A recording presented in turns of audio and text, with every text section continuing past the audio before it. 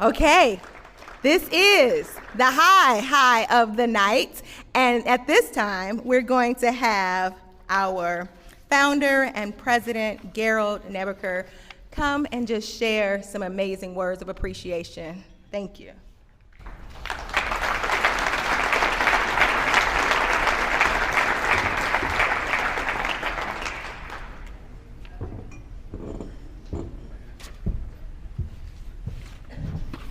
Kind of one of those events where it ain't over until the old guy speaks.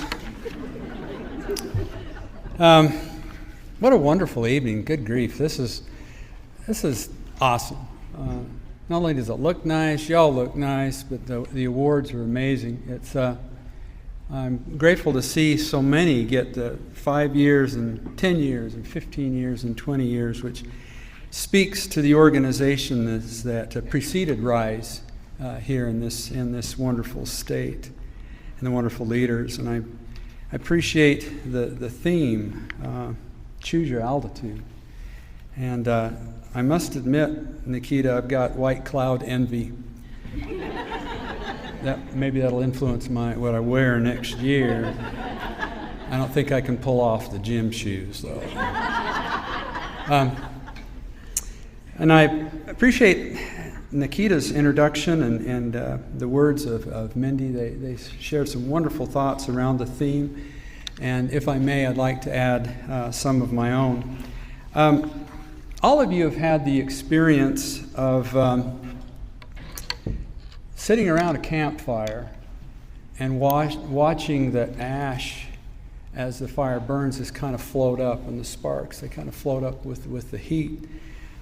Well, that same phenomenon was observed by Joseph and Jacques Montgolfier. They noticed how things would float in the air too, just like that, from the heat of the fire. They decided they would do some experiments. So they made little bags out of fabric and then directed hot air into them, and then watched these little bags float into the air. That eventually led to them creating the first manned, well, actually animaled, hot air balloon flight on September 19th, 1783. They put a sheep and a duck and a rooster in the basket of a balloon because they didn't know that if floating in the air would prove fatal. Now, I'm not sure why they picked a sheep, a duck, and a rooster, but whatever. The balloon rose to an amazing height, actually, of about 2,000 feet, and floated for a little less than a half a mile. Well, the animals survived and became national heroes, by the way, only in France.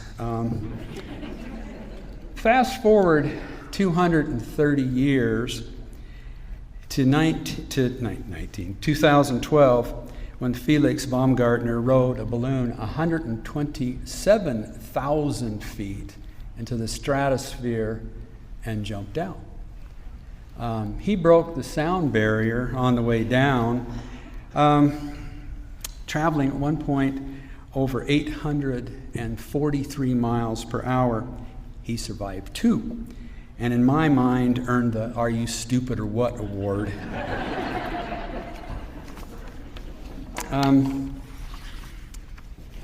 Mindy talked about the Wright brothers.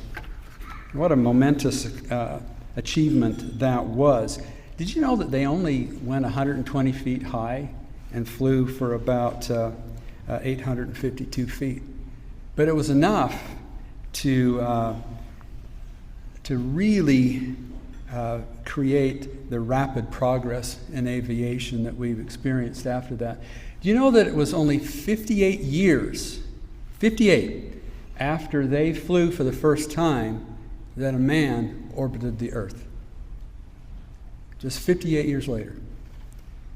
And speaking of space, I recently visited the Kennedy Space Center, where I learned the history of space travel and saw some of the space capsules from Mercury to Apollo to the space shuttle days.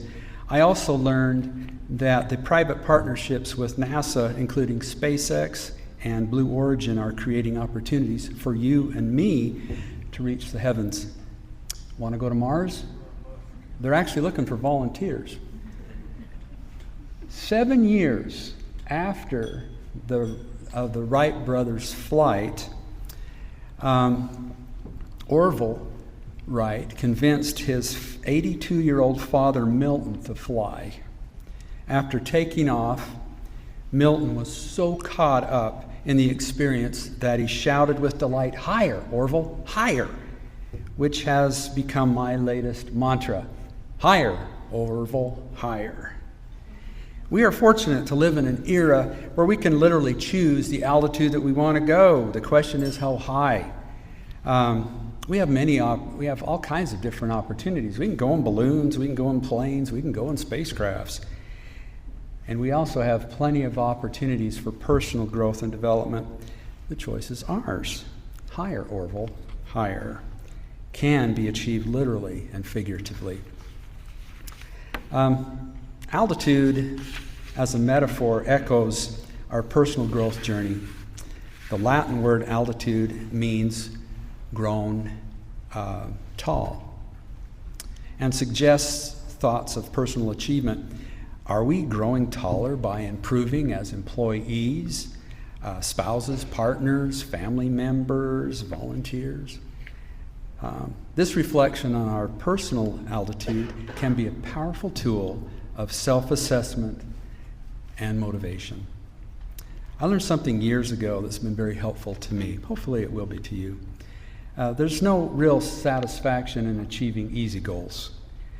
But our self-improvement aims, if they're too high, it's kind of like walking towards the horizon. You never really achieve them, and they can be frustrating and discouraging. A better approach is to use small incremental goals and to evaluate ourselves by asking, am I a little better today than I was yesterday, last week, last month, or last year? And if so, we are growing. And it's not fair to compare ourselves to others, which is easy to do. There'll always be somebody richer, stronger, taller, thinner, faster, better looking, more successful, and with more hair than us. By the same token, there will be someone who is poorer, weaker, shorter, fatter, slower, not as good looking, and with worse hair than you have. You are the only gauge that makes any sense to compare yourself with. I've also learned that slow and steady wins the race. A college degree is earned one class at a time. A book is read or listened to one page at a time. Weight is lost 1 pound at a time. It doesn't matter how fast the degree is earned, the weight is lost, or the book is read. What matters is that we're making progress. Higher, Orville, higher. Choose your altitude. How high do you want to go? It's up to you. A steady, consistent pace will get you there. And how satisfying it is to conclude that you are better today than you were yesterday, last week, last month, or last year. Higher, Orville, higher. Thank you very much, and God bless.